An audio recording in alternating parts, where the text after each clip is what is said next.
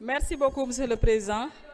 Monsieur le ministre garde des Sceaux, ñu ngi lay nuyu. Monsieur le ministre du Travail et des Relations avec les institutions, ñu ngi leen di nuyu seen collaborateurs yëpp. Monsieur le ministre, man de dama mus a gëm ne projet du développer réew. Un programme mooy développer réew découlant d'une vision très claire. Man loolu laa gëm parce que dama gëm ne un projet benn peppu ceeb la rek ci biir saaku ceeb ci biir programme. Kon monsieur le ministre dañuy wax ne li nga xam ne moom la ñu wax fii yëpp dégg nañ ko ñun dañu wax ne constance nag si ñun nag la samp mbaax parce que lii tey ñuy wax fii oto yi la indi fii am na ñu ko wax keroog carburant bi si nekk voyage yi la président bi nga xam ne tey moom lañ fal muy dem ak a ñëw te indi la guñu rek benn njëriñ def signé gud benn kii boo xam ne njëriñ na Sénégal xëy na tey ke dem na Chine dina signé dara waaye ñun ñoo voté woon carburant boobu ñoo voté woon kérosène boobu une première fois ñu gis un premier ministre ñu jox ko président avion président de la République mu demee ko dëkk ñëw escale si dëkk te ku ne xam ne escale lan lay coûter li nga xam ne mooy contribuable sénégalais kon monsieur le ministre loolu yaxanal fa la waroon commencer parce que nag dañoo gis ne un président de la République pour une première fois ñu fal ko mu def 3 mois hôtel Azalaï un premier ministre ñu fal ko ak son gouvernement ñu def 3 mois li nga xam ne mooy méridien présidentiel dañu bëggoon laajte coût boobu ñaata la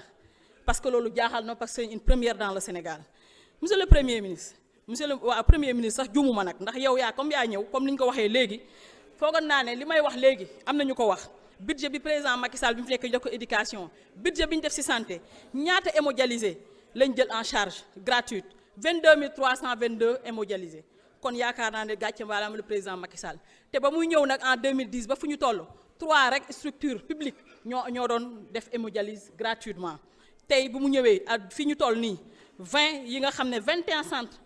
d'hémodialyse ñoom ñooy def tey gratuitement hémodialyse ñooy def dialyse tey gratuitement kon loolu yaakaar naa ne dañ ko war di wax ndax président Macky Sall na li def santé fekk fi 2 hôpitaux yoo xam ne pareegut mu yeggali ko fekk ñëw nag tabax fi 5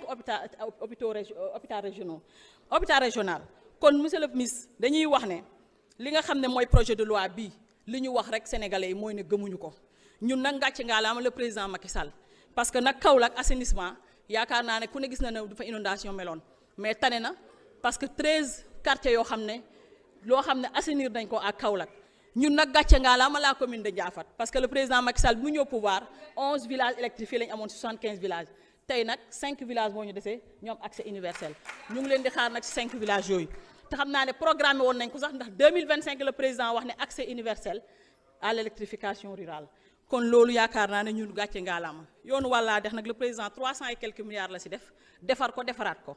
kon yaakaar naa ne ñun askanu Ndiaffate xanaa kañ dañuy jooy le président Macky Sall ni ko sénégalais di jooyee parce que lii ñu gis fii mooy ay naxee mbaay nag si lan naxee mbaay mooy ne dañoo waxoon ne bu ñu faloo supprimer fonds spéciaux yi parce que nag ñaan Touba léegi Touba nag xam naa ne yeewu nañ parce que ku lay bañal loger say gan hôtel ay ganu Serigne Touba nga bañ leen a loger pour 20 millions kese bu la ne dinaa la régler inondation bu la ne dinaa la régler ndoxu Touba da lay nax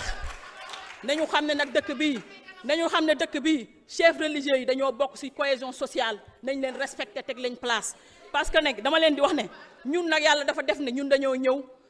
xool li tourisme religieux président Macky Sall mooy xam lan mooy les religieux parce que li ñuy def ci li nga xam ne moom mooy stabilité dëkk bi mu ñëw di tabax li nga xam ne ci dans les kii chefs religieux les cités religieuses mu fay tabax des maisons yoo xam ne maison de hôte yoo xam ne moom mooy dalal gan yi ba bu ñëwee du ñu ñee kenn kon yaakaar naa ne loolu dafa am solo ñuy wax nag projet de loi bi lu tax duñ ko voté parce que respecté wuñ suñ président assemblée nationale bi mu yégee un projet de loi ci réseaux sociaux yi duñ ko voté parce que respecté wuñ ñun député yi ñàkk ñoo respecté mooy ñàkk respecté le peuple sénégalais bi nga xam ne moo ñu voté ñëw fii parce que bu ñu respecté woon le peuple sénégalais yaakaar na bu may mastawu nag la TFM le groupe Futurs Médias bi nga xam ne tey ñu ngi war a dàq li nga xam ne 100 à 200 employés waaye na seen yaram daw bi ngeen ñëwee ba léegi 700 au port 300 LONASE ñu bugg nag Dakar Nav le contrat Dakar Nav ay sénégalais ingénieurs sénégalais yu mérité gagné woon ko ñu jël contrat bi jël ko dindi ko jox ay portugais defal leen prolongation bu 8 mois te c'est illégal ñu bugg la LFR dañoo bugg ngeen ñëw wax parce que su ngeen defoon LFR tey lii yëpp dina leer parce que LFR nag loi de finances rectificative boo ko leen ko voté woon di ngeen xam fi ngeen di orienter les priorités massa la jeunesse maa leen di massawu parce que l'espoir nag jeex na Sénégal moo tax ñëpp di dem. Chérif Ahmed Dicko, vous avez la parole, suivi de Seydou Diouf. asalaamaaleykum monsieur le président maa ngi lay nuyu di nuyu nos vaillants ministres ici présents ak seen collaborateurs di nuyu mes collègues députés di nuyu les journalistes di nuyu aussi nos traducteurs. Monsieur le président, je crois que mon collègue Alphonse Mané Sambou Doussouy wax na ko ñu ngi lay jaajëfal ci liggéey bu yanj bi nga def ci biir assemblée nationale bi. Je crois que am na li mu wax loo xam ne lu am solo la li ñu waroon njëkkee te ma jàpp ne defuñu ko mu ñuy topp tey mooy loo xam ne am na ay jumtukaay yu bees yi fi nekk waroon nañu familiariser ak jumtukaay yooyu defuñu ko mais je crois que c'est pas encore trop tard, on peut toujours le faire. Mais leneen li encore mooy monsieur le président dina am fii ay députés yoo xam ni dañuy préférer làkk ci langue locale et ñu gis ne am nañu ay traducteurs. am nañu solo ci assemblée bi mais ñu gis ne député yi tey amuñu ay casque pour que bu ñuy traduire ñu mën a comprendre lu ñeneen ñi di wax ci seen langue locale loolu aussi ñu ngi la ci ñaax monsieur le président nga jóg ci loolu. léegi nag pour wax ci loi donc 11/2024 portant révision de la constitution je crois que li ëpp ci député yi bu ñu ñëwee au lieu ñu wax ci loolu mais dañuy versé wu dans la politique politicienne. loolu nag wax dëgg yàlla c'est ñu ngi koy regretter ñu ngi koy rëccu askanu Sénégal ñun nag bu ñu taxawee fii askanu Sénégal la ñu ñor askanu Sénégal la ñuy waxal. alors monsieur les ministres ñun dañu jàpp ne nous voulons rester droit dans nos bottes parce que nag ci jamono jooju ñuy woote élection yu ñu mel ñun coalition Yewwi Askan Wi ak intercoalition Yewwi Wàllu dañu mësa ne lu mel nii duñ ci laale dafa am lu mu tekki mooy bëgguñu te bi ñu demee ba càppandaw ba ci élection présidentielle gis nañ ne askanu Sénégal ci programme bi leen candidat Bassirou son excellence Bassirou Diomaye Diakhar Faye jaay jënd nañ ko te ci programme boobu dafa bokkoon ci suppression de ces deux institutions que ñun ñu jàpp ne xëy na man du ma ne amul benn njëriñ mais xëy na liñ ci séentu woon ak ni muy doxee du benn ba ñu jàpp ne ñun réforme yi ñu bëgg a indi ci Sénégal bii ñu proposé Sénégalais institutions yooyu amuñu fa place ba tax na ñun dañu gëm ne institutions yi dañ ko war a supprimer. dégg naa fii nag ay député yu naan am na benn ministre bu dem ci télé di naan bu ñu ko supprimer dañ koy remplacer il faut rétablir les faits ministre bi waxul ne dañ koy remplacer dafa ni ci programme bi ñu proposé Sénégalais yi am na beneen doxalin bu ñuy am ci doxalin boobu mu indi ci les pôles territoriaux donc il faut que aussi ñuy respecter nit ki li mu wax ñu koy waxee noonu. leneen li ma bëggoon yokk ci lii monsieur le ministre mooy ñu ngi évoquer déclaration de politique générale du premier ministre Ousmane Sonko ma lay yóbbante nag ci le premier ministre monsieur Ousmane Sonko ne ko nag assemblée nationale man tey laa xam ne daf fi bëri ay fans assemblée nationale Ousmane Sonko ay fans rek la fi am parce que tey néew na député ñëw taxaw fii wax te waxul premier ministre mais ma jàpp rek ne je crois que bu fekkee ba tey monsieur Ousmane Sonko premier ministre de la République du Sénégal ñëwul assemblée nationale fii def déclaration de politique générale ñun dañu war a xoolaat suñu bopp lu waral ñu nangu ne dañu war a réviser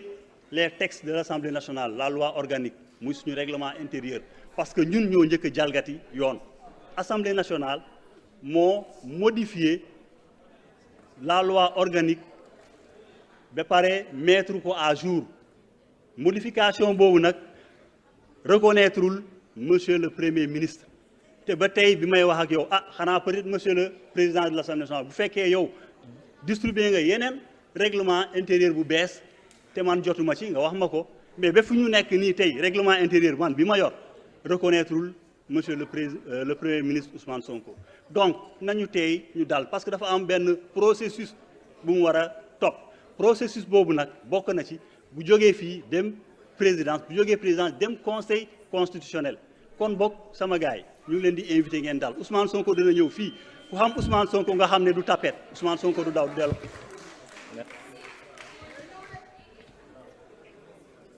Nafi Fofana, Seydou Diouf, vous avez la parole. Je vous remercie, Monsieur le Président, Messieurs les ministres. Monsieur le garde des Sceaux, ministre de la Justice, je voudrais voir avec vous à quand la promulgation de la loi organique relative au règlement intérieur de l'Assemblée nationale. Et j'entends certains qui se disent experts nous dire que le Conseil constitutionnel a 1 mois pour statuer. Le Conseil constitutionnel, en l'espèce, n'a pas 1 mois. Le Conseil constitutionnel a 1 mois quand il s'agit d'un recours en contestation d'une loi déclarée inconstitutionnelle ou en contrôle de contrariété par rapport à des engagements internationaux. Mais pour le contrôle de conformité, le Conseil constitutionnel n'a pas 1 mois. La preuve, la loi organique relative au Conseil constitutionnel a été adoptée ici à l'Assemblée nationale le 28 juin. Le Conseil constitutionnel, le 8 juillet, l'a déclaré conforme. Donc il ne faut pas qu'on mélange les choses. Alors à cela, il faut qu'ils lisent les textes et je pense que c'est important. Monsieur le ministre, moi je n'ai que ma dignité de parlementaire. Et dans mon parcours politique, j'ai toujours fait preuve de respect et de courtoisie républicaine à l'égard de tout le monde. Je n'ai que ma dignité. Quand on considère que je ne suis pas digne de recevoir une déclaration de politique générale qui n'est qu'une déclaration informative sur les orientations du pays, je ne peux pas être digne de réviser la Constitution. Il faut être cohérent. Réviser la Constitution est un acte beaucoup plus grave que de recevoir une déclaration de politique générale. Parce que la Constitution, on la réécrit, on la révise, on l'inscrit dans le marbre. C'est cela le problème que nous avons. Si nous avions fait une DPG, il n'y aurait pas eu de motion de censure, mais on aurait eu des moments de débat intéressants. Suivi d'une loi de finances rectificative, parce qu'un gouvernement qui arrive a besoin d'aller vers une LFR pour revoir la répartition des crédits. Et après, si on veut dissoudre, on dissout. Où est le problème? Après, les gens vont aller aux élections. La dissolution, c'est juste le terme d'un mandat, comme la fin d'un mandat. Il n'y a pas péril en la demeure pour ça. Et personne n'est né pour rester député ou être député. Et sur le fond maintenant, revenons sur le fond. Le grand danger pour la démocratie, c'est le populisme. Et moi, je ne suis pas un adepte du populisme. L'existence du 16 et du HCCT n'a pas empêché au gouvernement de mettre en place un programme de désenclavement de 428 milliards dans ce pays.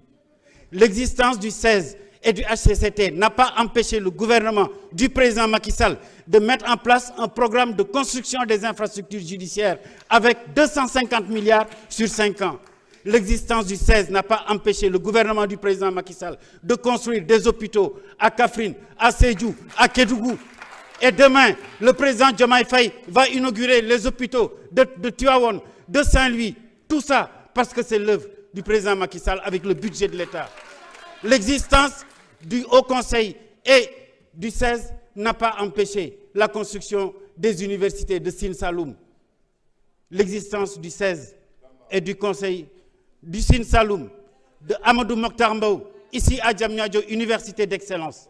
L'existence du 16 n'a pas empêché la mise en place et la mise en œuvre d'un programme d'électrification universel, l'accès universel à l'électricité. L'existence du 16 et du Haut Conseil n'a pas empêché le gouvernement du Sénégal de faire des investissements substantiels pour la construction des infrastructures socio-éducatives. Combien d'écoles, combien de lycées ont été construits alors que le 16 et le Haut Conseil existaient? Non, je le dis et je le répète, je suis contre moi le populisme. Et je ne serai jamais de ceux qui pensent qu'il faut supprimer les crédits spéciaux. Ces crédits spéciaux sont une utilité dans le fonctionnement d'un État. Demandez, lorsqu'on a eu les problèmes en Casamance, à quoi ont servi ces crédits spéciaux? Demandez aux pays qui nous environnent et qui nous ont accompagnés dans la lutte contre la rébellion, à quoi étaient utilisés ces crédits spéciaux? Non. Quand on gère un pays, il faut éviter ces actes populistes. Autant quand on est en conquête, on peut tout promettre. Mais la réalité finira toujours par nous rattraper. Et aujourd'hui, c'est cette réalité qui nous rattrape. J'ai été, moi, secrétaire général du Conseil de la République pour les affaires économiques et sociales. Combien de médiations avons-nous faites? Y compris lorsque l'Union des magistrats du Sénégal avait menacé de boycotter la rentrée des solennelle